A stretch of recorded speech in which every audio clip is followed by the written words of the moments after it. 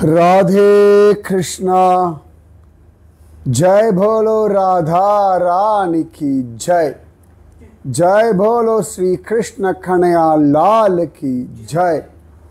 जय भोलो वृंदावन धाम की जय। जय भोलो यमुना मैया की जय। जय भोलो गोवर्धन गिरिराज की जय। जय भोलो नरनारायण भगवान की जय। जय भोलो नारद महर्षि की जय। जय भोलो ध्रुव महाराज की जय। जय भोलो अलकनंदा माता की जय। जय भोलो मंदाकिनी माता की जय। जय भोलो रुद्रप्रयाग की जय।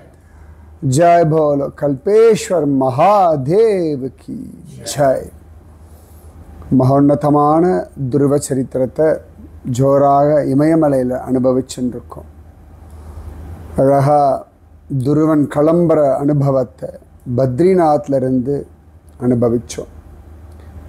இன்றைக்கி பகவானுடைய நிர்ஹேத்துக கிருப்பை திடீர்னு கல்பேஸ்வர் கூப்பிட்டுட்டார். ஆனந்தமாக கல்பேஸ்வரை பார்க்க போயிட்டோம். சரியா இன்றைக்கி மார்னிங் நம்ம வந்த வழியில் பிப்பல் கோட்டியில் ஒரு பெரிய லேண்ட்ஸ்லைட். கொஞ்ச நேரத்துக்கு எல்லாமே பிளாக்டு. திருப்பி அதை கிளியர் பண்ணிட்டு தான் வண்டி போக ஆரம்பிச்சிருக்கு. சரியா அந்த சமயத்துலலாம் நம்ம டிராஃபிக்கில் சும்மா 2 மணி நேரம் 3 மணி நேரம் வேஸ்ட் பண்ணாமல் கல்பேஸ்வர் நம்மளை கூட்டின்னு போயிட்டார். ஃப்ரெஷ்ஷாக அவரை பார்த்துட்டு லிஸ்ட்லேயே கிடையாது நம்ம லிஸ்ட்டில். திடீர்னு சங்கல்பமாச்சுன்னு போனோம். பஞ்சகேதாரில் கடைசி கேதார் 365 நாளும் திறந்திருக்கிற ஒரே கேதார் இதுதான். அழகாக சிவபெருமானுடைய ஜடாமுடி அனுபவத்தை அனுபவித்தோம். சிவபெருமான் பாண்டவர்களுக்கு கேதார்நாத் அந்த மலையில் ஒரு காளை வடிவத்தில் தான் காட்சி கொடுக்கிறார். அந்த காளையை பிடிக்கிறதுக்கு நகுலனும் சகதேவனும் முயற்சி பண்ணுறார்கள், நடக்கலை. இப்போ பீமனை கூப்பிடுறார்கள். பீமன் திமிலை பிடிச்சு எப்படி ஜல்லிக்கட்டு அடக்குவோமோ அந்த மாதிரி அடக்க முயற்சி பண்ணுறான். அப்போ அந்த மாடு தன் முகத்தை அப்படியே பனியில் அப்படி புதைக்கிறது, வேகமாக இழுக்கிறான். அதற்குள்ளே அந்த மாடு காணாமல் போயிடுறது. அதனுடைய திமில் பாகமே லிங்கமாக மாறுறது. அதுதான் கேதார்நாத் சிவலிங்கம். அந்த காளமாட்டினுடைய தோள்கள் தான் துங்கநாத். மத்திய பாகம்தான் மத்மகேஸ்வர். அவ்வளவு அழகா திருமுகம்தான் ருத்ரநாத். தலைமுடி தான் கல்பேஸ்வர். இப்படி பஞ்சகேதார். அதில் கடைசி கேதார் இந்த கல்பேஸ்வர் கல்பகங்கா நதிக்கரையில். அந்த கல்பேஸ்வர் பக்கத்தில் தான் உர்காவ். பாண்டவர்கள் வம்சத்தில் வந்த உருவன்ற ஒருத்தன். அவர் உருவ ரிஷியாக மாறி அந்த ஊரில் தபஸ் பண்ண அந்த இடத்துல அவருடைய தியானத்துக்கு பத்ரிநாதன் காட்சி கொடுத்தான். அதனால் தியான பத்ரி அப்படின்னு சொல்லுவார்கள். உர்காவ் அப்படின்றது உருவ ரிஷி அவருடைய தபஸ்னால். இன்றைக்கும் இந்த கல்பேஸ்வர் மகாதேவர் கோவிலிருந்து மேலே போனோம்னா பன்சி நாராயணன் உருவ ரிஷியினுடைய கோவில் இதெல்லாம் பார்த்துள்ளோம். எங்கேயோ ஒரு குக்கிராமம். அதுக்கு போகிறதுக்கே ஒரு ஜீப்பில் போனோம் 1 மணி நேரம். அந்த இடத்துல ஒரு ரிஷி தபஸ், அந்த இடத்துல ஒரு கல்பேஸ்வர். இமயமலையில் எவ்வளோ ரகசியங்கள் புதிஞ்சு கிடக்குன்னே தெரியல. இன்றைக்கி அங்கேயே மேலே போயாச்சுன்னா பன்சி நாராயணன் கிருஷ்ணனோட கோவில். வருஷத்தில் ஒரு நாள் மட்டும் திறக்கக்கூடிய ஒரு கோவில். 4 கிலோமீட்டர் கல்பேஸ்வர்லேருந்து நடந்து போகணும். இப்படி எத்தனையோ அதிசயங்கள். இது இல்லாமல் இன்னும் நான் தேடின்னு இருக்க ஒன்று திருப்பிரிதி திவ்ய தேசம். இன்றைக்கி எல்லோரும் ஜோஷியம்மன் நரசிம்மர் கோவிலை திருப்பிரிதி திவ்ய தேசம் அப்படின்னு அனுமானிச்சுட்டேன். ஏன்னா ஒரு ஆச்சாரியன் சொன்னதுனால. திருமங்கை ஆழ்வார் பாடின திருப்பிரிதி பத்ரிகாசிரமத்துக்கு மேலே எங்கேயோ இருக்குது. அது அவராக காட்டி கொடுத்தா தான் உண்டு. அது என்ன ஏதுன்னு தெரியல. ஸோ திருப்பிரிதி திவ்ய தேசம் ஒழிஞ்சுன்னு இருக்குது. நிறைய இருக்குது. அதனால தான் தேவபூமி அப்படின்னு இந்த உத்தராகண்ட் மாநிலத்துக்கு அழகான ஒரு திருநாமம். துருவன் தபஸ் பண்ணது மதுவனம். சரியா சொன்னால் அங்கே தானே போய் திரும்பி தபஸ் பண்ணணும். ஆனால் அங்கே எல்லாருக்கும் தெரியும் மதுவனம் துருவன் தபஸ் பண்ணான்னு எல்லாம் தெரிஞ்சதுனாலே துருவன் அங்கெல்லாம் இருந்தால் திருப்பி திருப்பி மக்கள் டிஸ்டர்ப் பண்ணிகிட்டே இருப்பா. அப்பப்போ வந்து பார்த்துட்டே இருப்பா. இந்த ஹிமாலயம் பக்கம் வந்துட்டாருன்னா நாட் ரீச்சபிள். இப்போ நம்மளே ஒரு 4 நாள் நாட் ரீச்சபிள் தானே இருந்தோம். அப்பாடா இன்றைக்கி நேற்று இறங்கினதுக்கு அப்புறமா தான் ஒரே வாட்ஸ்அப்பு, இன்டர்நெட்டு, ஃபோனு எல்லாம். ஒரு 4 நாள் வந்து அவுட் ஆஃப் ரேஞ்சில் தான் இருந்தோம். மொபைல்ன்றது சும்மா அப்படி வச்சுட்டு இருந்தோம். ஃபோட்டோ எடுக்கவும் வீடியோ எடுக்கவும் ஒரு கேமரா மாதிரி தான் யூஸ் பண்ணிகிட்டு இருந்தோம். இந்த காலத்துலேயே அப்படின்னா துருவன் வந்த காலத்தில் பத்ரிகாசிரமத்தில் நாராயணனும் வேதவியாசரும் நரரிஷியும் துருவன் 4 பேர் இருப்பாள். போனால் போகிறது நாரத மகர்ஷி அங்கேயோ சுற்றின்னு இருந்திருப்பார். இவ்வளோதான். ஆளே இல்லாத இன்றைக்கே பத்ரிகாசிரமத்தில் என்ன பெரிய ஆள் இருக்கா. நம்ம ஹேம்குண்ட் சாஹிப் போனோம் எல்லாம் அவ்வளோதானே. அப்போ அந்த துருவன் பத்ரிகாசிரமத்தில் இருந்து தான் வைகுண்டத்துக்கு கிளம்புறான். அவ்வளவு சிரேஷ்டம்.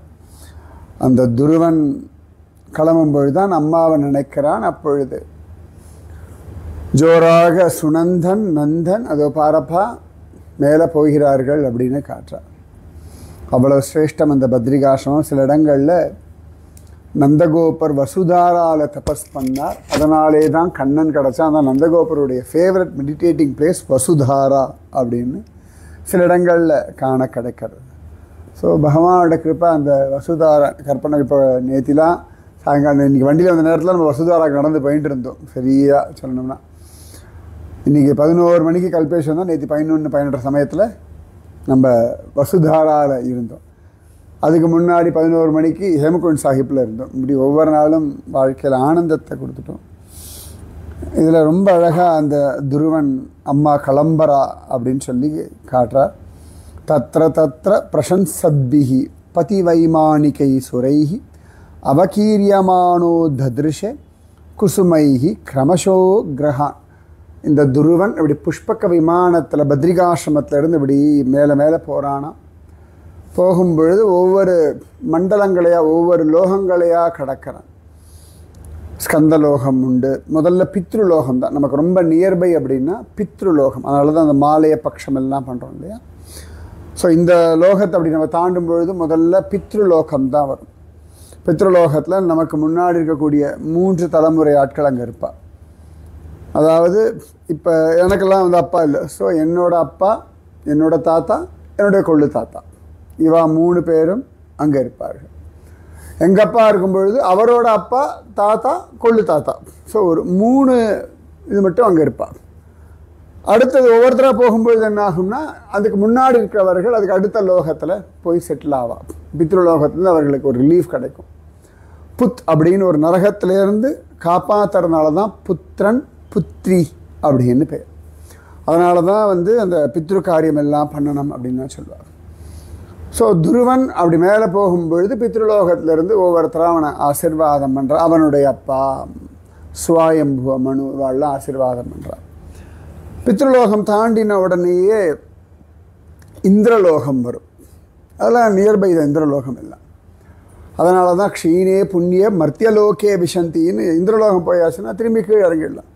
இப்போ நமக்கு புரியும்படியாக சொன்னோம்னா இந்த கங்காரியாலேருந்து நேராக விஷ்ணுகுண்ட் ஹேம்குண்ட் சாஹிப் போகணும். பார்த்தாச்சும் முடிச்சாச்சும் திரும்பி கீழே இறங்கி கங்காரியா பேஸுக்கு வந்துட்டோம். போயிட்டு வர தூரத்தில் தான் இருந்தோம். வேலி ஆஃப் ஃப்ளவர்ஸ் போகணும், கீழே இறங்கிடும். பத்ரிநாத்லேருந்து வசுதாரா போகணும், கீழே இறங்கிடும். ஸோ இந்த லோகத்துலேருந்தெல்லாம் திரும்பி திரும்பி கீழே இறங்கிறதுக்கான chances are more near to the earth. சந்திரலோகம், இந்திரலோகம், பித்ருலோகம், சந்திரலோகம், இந்திரலோகம், பூர்புவசுவக அப்படி சொல்லுவாங்க இல்லையா. 7-14 லோகங்களில் நடுவில் பூமி இருக்கும். கீழே தான் அதல விதல சுதல பாதாள ரசாதல இப்படிலாம் இருக்கும். மேல்லோகத்தை பார்த்தா பித்ருலோகம் இதெல்லாம் அப்படி ஒவ்வொன்றா அழகாக வர்றது. எல்லாரும் அவன் மேலே புஷ்பத்தை வர்ஷிக்கிறார். எல்லாரும் அவனை பார்த்து கை கூப்பிட்றா. துருவனும் அவர்களை பார்த்து கை கூப்பிட்றான். சந்திரலோகம், இந்திரலோகம், சூரியலோகம் இப்படி ஒவ்வொன்றா கடந்து சிவபெருமானுடைய லோகம், அதுக்கப்புறமா பிரம்மலோகம் இதெல்லாம் தான் அபோவில் இருக்குது. இது ஒவ்வொன்றத்தையாக கடந்து அவன் போகும்போது எல்லா லோகத்தில் இருக்கிறவாளும் அவனை ரிசீவ் பண்ணி அவ்வளோ அழகாக அவன் மேலே புஷ்பங்களை வர்ஷித்து ஆனந்தமாக அவனை கொண்டாடுறார்கள். திரிலோக்கியம் தேவயானேன ஸோ அதிவிரஜ்ய முனீனபி பரஸ்தாத்யத் துருவகதி விஷ்ணோஹோ பதம் அதாபியகாத்து. அதாவது இவன் எல்லாத்தையும் தாண்டி சப்தரிஷி மண்டலத்தையும் தாண்டி போகிறான். அந்த இடத்துக்கு மேலே போயாச்சுன்னா விஷ்ணு லோகம் வந்துடும். ஸோ அங்கே போயாச்சுன்னா கிராவிட்டி ஃபோர்ஸ் கிடையாது. இப்போ சாதாரணமாகவே இங்கேருந்து ஆஸ்ட்ரோநாட்லாம் போகிறா இல்லையா, ஸ்பேஸ் ஷிப்லலாம் போகிறா. சந்திரலோகம்லாம் போகும்பொழுது இந்த கிராவிட்டி ஃபோர்ஸ் இருக்காது. இப்படி பறந்துட்டு இருப்பா, அவளுக்கு ஸ்பெஷல் பென் உண்டு, இப்படி அந்த உள்ளுக்கு அப்படி பறந்துலாம் இருப்பா. கிராவிட்டி ஃபோர்ஸ் குறைஞ்சுட்டே வரும். இப்போ நம்மளே சொல்லணும் இல்லையா, மேலே போக போக போக காற்று கம்மியாகிறது, இத்தனை ஃபீட்டில் காற்று கம்மியாகிறது. இப்போ கைலாஷ் மானசரம் போனால் இன்னும் உசரத்தில் போகும், காற்று ரொம்ப குறைவாக இருக்கும். ஸோ கிராவிட்டி ஃபோர்ஸ் குறைஞ்சுட்டே வரும்.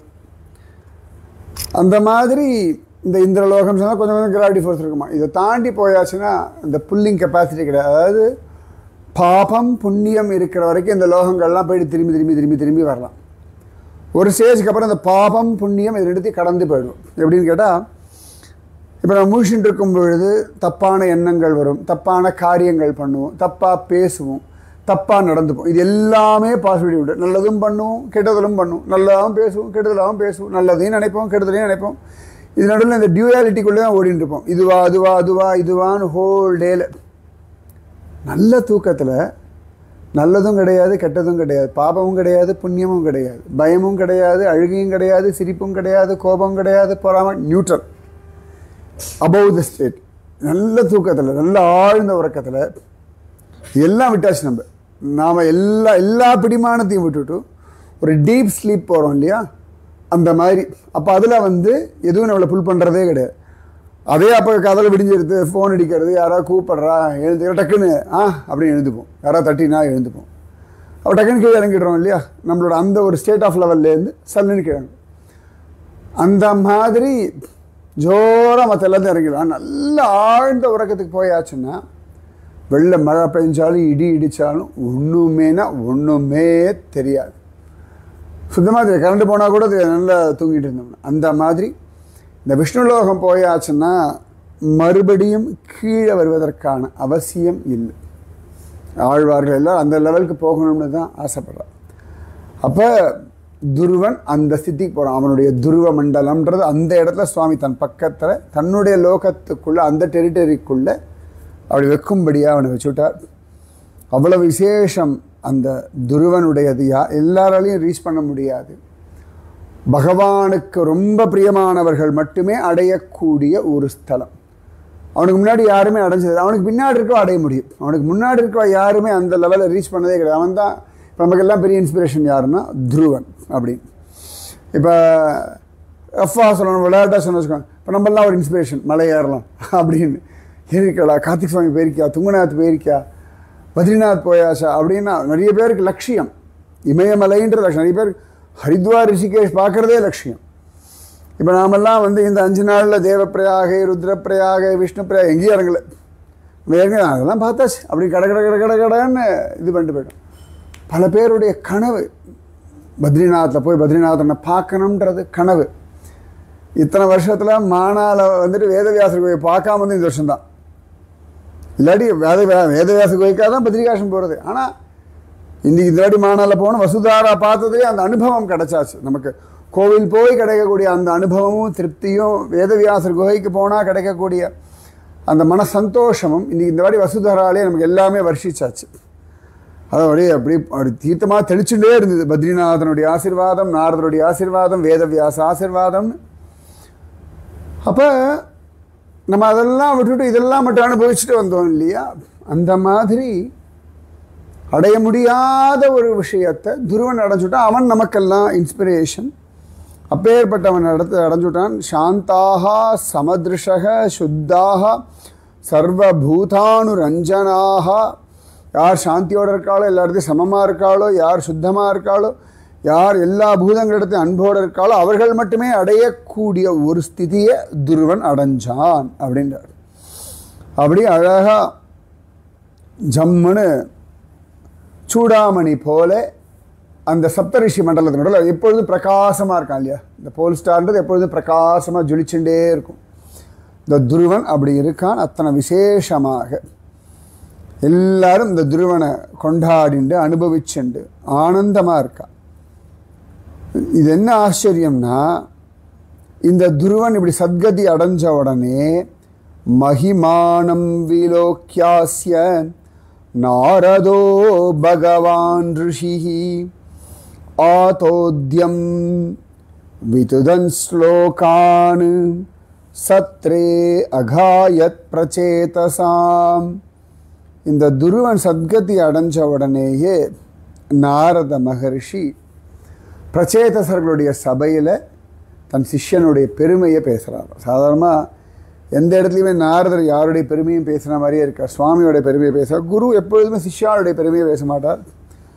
ஆனால் நாரதர் சொல்றார், நாரத உவாச்ச நூனம் சுனீதேஹே பதி தேவதாயாஹ தப பிரபாவஸ்ய சுதஸ்ய தாம் கதிம் திருஷ்ட்வாப்யுபாயானபி வேதவாதினோ நைவாதிகந்தும் பிரபவந்தி கிம் நிருபாஹ. நாரதர் சொல்றார், துருவன் தன்னுடைய தபஸினாலே, தியானத்தினாலே, நாம ஜபத்தினாலே சுனித்தினுடைய ஒரு பிள்ளை. அந்த சுனித்தியா கணவனாலே திரஸ்கரிக்கப்பட்டவள். ஆனால் அவ்வளவு அழகாக வேதாந்திகளும் பெரிய தபஸ்விகளும் அடைய முடியாத இடத்தை ஜோரா அவ அடைஞ்சுட்டார்கள் அப்படின்றார். பஞ்சவர்ஷோ குருதாரவாக்ஷரைஹி பின்னேன யாதோ ஹிருதயேன தூயதாம் வனாம் மதாதேசகரோஜிதம் பிரபும் ஜிகாய தத்பக்தகுணைஹி பராஜிதம். அவள் அம்மா, அவளோட இளையவ தாயார் சொன்ன அந்த ஹார்ஷான வார்த்தைகளை மனசில் வாங்கின்றவன் அழகாக ஜம்முன்னு காட்டுக்குள்ளே போய் அவ்வளவு அழகாக தபஸ் பண்ணான். பகவானையே ஜெயிச்சுட்டான் அந்த குழந்தை. பகவானுடைய பக்தர்களுக்கு என்ன குணம் இருக்குமோ அந்த குணமெல்லாம் அவனுக்கு வந்துடுத்து.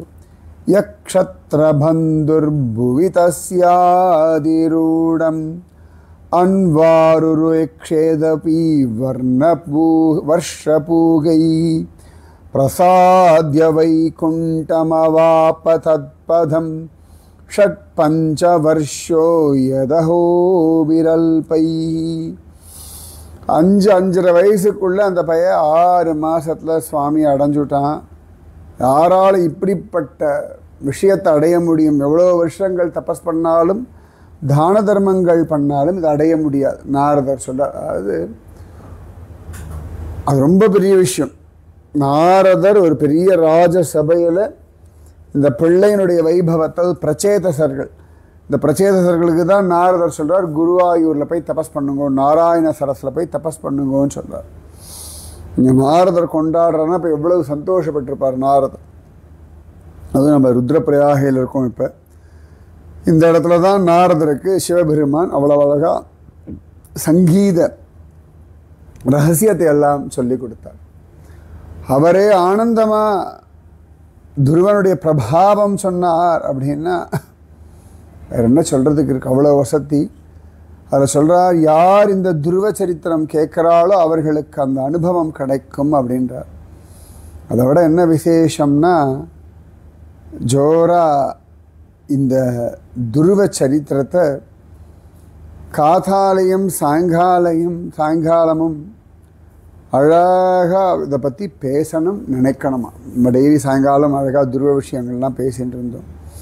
பௌர்ணமாஸ்யாம் சினீவால்யாம் துவாதஷ்யாம் ஸ்ரவணே அதவா தினக்ஷயே வ்யதீபாதே சாங்கிரமேர்கதினேபி வாம் ஸ்ராவயேத் ஸ்ரத்ததானானாம் தீர்த்தபாதபதாஸ்ரயக நேச்சஸ்தத்ராத்மனாத்மானம் சந்துஷ்ட இதி சித்தியதி. முக்கியமாக இந்த துருவ சரித்திரத்தை அழகாக பௌர்ணமி அன்னைக்கோ இல்லாட்டி அமாவாசை அன்னைக்கோ துவாதசி அன்னைக்கோ மாத கடைசியிலையோ இல்லாட்டி ஞாயிற்றுக்கிழமையிலையோ யார் சொல்கிறாளோ யார் கேட்குறாளோ அவர்களுக்கு அவ்வளவு அழகான அனுபவம் சித்திக்கும். நேத்தி நமக்கு துவாதசி, நேத்தி நமக்கு ஞாயிற்றுக்கிழமை, நேத்தி நாம் இருந்தது பத்ரிகாஷ்மம். இதை விட வேறு என்ன வேணும்? இதுதான் பகவத் சங்கல்பம். இதுதான் இது. எனக்கு ஒரு சிஷ்யா 2-3 பேர் அனுப்பிச்சிருந்தா, குருஜி நேத்தி துவாதசி, நேத்தி ஞாயிற்றுக்கிழமை ஒவ்வொன்றா அனுப்பிச்சிருந்தா. அப்போ இதானே பகவத் சங்கல்பம். நாரதர் சொல்கிறார், மைத்ரேயர் சொல்கிறார், அதுவும் எந்த இடத்துல இருந்து துருவன் கிளம்பினானோ அந்த பத்ரிகாசிரமத்தில் இந்த வைபவத்தை இப்படி அனுபவிக்கிற ஒரு பாக்கியத்தை பகவான் கொடுத்துட்டான். அதனால் நமக்கு அவ்வளோ பெரிய ஆனந்தம், அவ்வளோ பெரிய ஆசீர்வாதம் இந்த துருவ சரித்திரம். இது சரியாக சொல்லணும்னா விரஜபூமி விஷயம், மதுவன விஷயம். மதுவனத்துலேருந்து ட்ராவல் பண்ணி அவன் பத்ரிகாசிரமம் வரும்போது நம்மளையும் பத்ரிகாசிரமத்தில் சுவாமி இருக்க வச்சு அந்த அனுபவத்தை, அந்த ஆசீர்வாதம், இந்த பிரஜபூமி விஷயம் சத்தியம், துருவ சரித்திரம் சத்தியம்ன்றதுக்கு ப்ரூஃப் இதுதான். அதில் நாரத மகரிஷி அவன் விஷயத்தை பாடினான்றதை ருத்ரப்பிரயாகையில் சொல்கிறோம் இல்லையா? இதெல்லாம் தானே பரமானந்தம், நித்தியானந்தம். அவ்வளவு பெரிய அனுக்கிரகம். இப்படி அந்த மதுவனம்ன்ற ஒரு விஷயம் அங்கிருந்து துருவ சரித்திரத்தை சொல்லி இப்படி பத்ரிகாசிரமத்தில் வந்து ருத்ரப்பிரயாகையில் நாம் பூர்த்தி பண்ணுறோம். துருவனுடைய 36 வருஷம் ட்ராவல் நாம் பண்ணியிருக்கோம். இந்த அப்படி அழகாக இதுதானே பாக்கியம். இதெல்லாம் தான் நாம் எதிர்பார்க்கறதில்ல. 4 நாள் நாம் அவுட் ஆஃப் ரேஞ்சில் இருந்தோம். எல்லாம் அவுட் ஆஃப் ரேஞ்ச். சத்சங்கம் ஒன்றும் ரெக்கார்டிங் ஒன்றும் கிடையாது. நான் கூட நினச்சி டெய்லி ரெக்கார்ட் பண்ணி வச்சுக்கோம், அப்புறம் போடலாம். இன்னும் சங்கல்பம் மழை விட்டுவிட்டேன். சரி, கரெக்டாக பத்ரி வந்தோன்னு ஒவ்வொன்றா ஆச்சு. நம்ம பத்ரி நம்ம கிளம்பிட்டு அவனும் கிளம்பிட்டான். துருவனும் அழகாக பத்ரியில் வைகுண்டத்தை கிளம்பினான் அப்படின்னு. அப்போ பக்தி சிரேஷ்டம், பக்தி சுலபம். இப்போ 5 நாளாக நடந்த பழகிட்டு நடக்காமல் ஒரு மாதிரி இருக்குது இல்லையா? ரொம்ப நேரம் வண்டியில் உட்காந்து டயர்டாகட்டும். டெய்லி 8 மணி நேரம் 9 மணி நேரம் 10 மணி நேரம் நடந்த பொழுது கூட ஒரு டயர்டாகலை. நீ உட்காந்து உட்காந்து உட்காந்து உட்காந்து உட்காந்து என்னமோ போ அப்படின்னு டயர்டாகிடுது.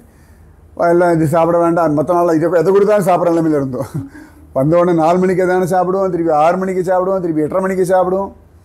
இன்றைக்கெல்லாம் ஒன்றும் வேண்டாம், பரவாயில்ல, ஏன்னா உட்காந்துட்டே இருந்தோம்ல. உடம்புக்கு அப்போ அவ்வளவு நட தேவைப்படுறது.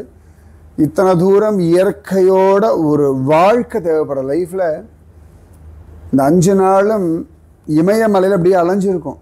சாதாரணமாக இப்போ பாகவதத்தில் எல்லாம் இருக்குது, மகாபாரதம் எல்லாத்துலேயும் பார்த்தோம்னா இப்போ லக்ஷ்மணன்லாம் தபஸ் பண்ண இடம் 15,000 அடி ஒசரத்தில் குரு கோவிந்த் சிங் உட்காந்து தபஸ் பண்ண இடம். அந்த இடத்துலலாம் அப்படியே காலார நடந்திருக்கோம் இல்லையா? பீமன் அலைஞ்ச புஷ்பவனத்தில் நாம் அலைஞ்சிட்டு இருந்தோம். நிஜமாக பீமனோடு தான் அலைய முடியும் அந்த இடத்துல. அப்படி தான் இருக்குது அந்த புஷ்பவனம். வேலி ஆஃப் ஃப்ளவர்ஸ் மனுஷங்களுக்கே கிடையாது. நிஜமாகவே அவ்வளோ பெரிய, அதுவும் 4 கிலோமீட்டர் நடந்ததுக்கப்புறம் இங்கிருந்து ஆரம்பம் அப்படின்னு. அதெல்லாம் பீமனுக்கு மட்டும்தான். எனக்கு மறக்க மாட்டேன் லைஃப்பில் இது வரைக்கும் எந்த ட்ரெக்லேயும். அப்படி பரவாயில்ல போல வந்து எக்ஸ்ட்ரா போய் பார்க்கலான்னு பார்த்தா அங்கே தான் ஸ்டார்ட் ஆஃப் வேலி ஆஃப் அந்த போர்டை பார்த்தோம். எனக்கு வந்து சிரிப்பு. நிஜமாகவே லைஃப்பில் மறக்க முடியாத ஒரு பெரிய அனுபவம். அப்போ பீமன், கிருஷ்ண பக்தன் பீமன் அலைஞ்ச இடம். அவ்வளவு அழகாக லக்ஷ்மணன், குரு கோவிந்த் சிங்லாம் தபஸ் பண்ண இடம். அதெல்லாம் அலைஞ்சோம். வசுதாரா சகதேவன் சரீரத்தை விட்ட இடம். உலகத்திற்கு எல்லா புண்ணிய தீர்த்தங்களும் வந்து விடுற இடம். ஜோரா நந்தகோபுரம் தபஸ் பண்ண இடம்.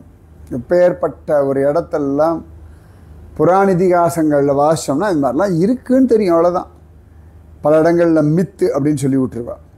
ஆனால் இதெல்லாம் பூமியில் இருக்குது, நம்ம பாரத தேசத்தில் இருக்குது. நாம் உடம்பு ஃபிட்டாக இருந்து அலைஞ்சா போய் பார்த்துடலாம், அவ்வளோதானே. இன்றைக்கி கல்பேஸ்வரனா வண்டியில் போயிட்டோம், ஆனாலும் பார்க்க முடிஞ்சுது. சும்மா வண்டி நிறுத்து, இந்த வண்டியை பிடிப்போம், ஒரு ஜீப் ஃபோன் பண்ணோன்னு அந்த ஜீப்காரன் வந்தானே தான் பகவத் கிருப்பை. அப்போ தான் முடிவு பண்ணி அதுக்கப்புறம் ரேஞ்ச் கிடச்சி அப்புறம் அவன் எவ்வளோ பைசான்னு சொல்லி அதுக்கப்புறமா பேசி திடீர்னு சங்கல்பம், அவ்வளோதான். இல்லாட்டி நம்ம மத்தியானம் 1 மணிக்கு இங்கே வந்துருக்க வேண்டியது. ருத்ரப்பிரயாகைக்கு மேக்ஸிமம் 2 மணிக்கு வந்திருப்போம். விருத்தபத்ரி பார்த்தா ஒரு 3 மணிக்கு வந்திருப்போம், அவ்வளோதான். அது என்னமோ பகவத் சங்கல்பம். கல்பேஸ்வர் வா எனக்கு இன்னும் ஞாபகம் இருக்குது. ஃபஸ்ட்டு டைம் கல்பேஸ்வர் போகும்பொழுது அங்கே ரோட் பிளாக்கு. பாதி தூரம் போயிட்டு, பாதி தூரம்லாம் இல்லை, ஆரம்பத்தில் ஒரு 1/2 கிலோமீட்டர் போனோடனே ரோட் பிளாக்குன்னுட்டான். சரி, எப்போ கூப்பிடுறியோ கூப்பிடு, எத்தனை வாட்டி கூப்பிடுறியோ கூப்பிட்டு வந்துட்டேன். ஆனால் திடீர்னு இப்படி கல்பேஸ்வர் கூட எதிர்பார்க்கவே இல்லை. நினச்சா போய் இப்போ எப்படி அப்பப்போ போயிட்டே இருக்கேன். கல்பேஸ்வருக்கு அவ்வளோதான் காரணம் சொல்கிறதுக்கு எனக்கு இருக்குது.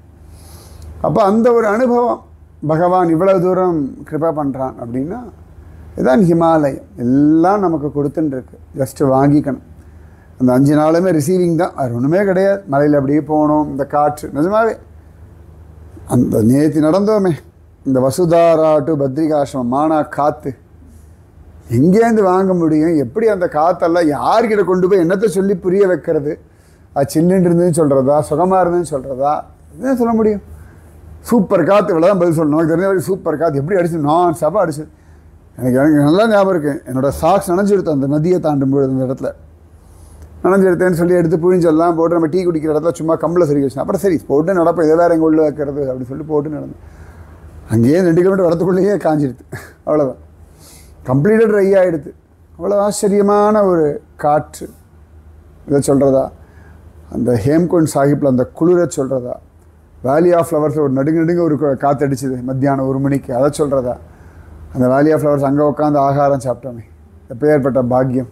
யாருமே இல்லாத இடத்துல ஏகாந்தமாக உட்காந்துண்டு ஃபஸ்ட் கிளாஸாக ஜம்முன்னு அங்கே சாப்பிட்டுட்டு ஹேம்குண்ட் சாஹிப்பில் அங்கே கிடச்ச அந்த கிச்சடி பிரசாதத்தை சொல்கிறதா, எதை சொல்கிறது எதை விடுறது?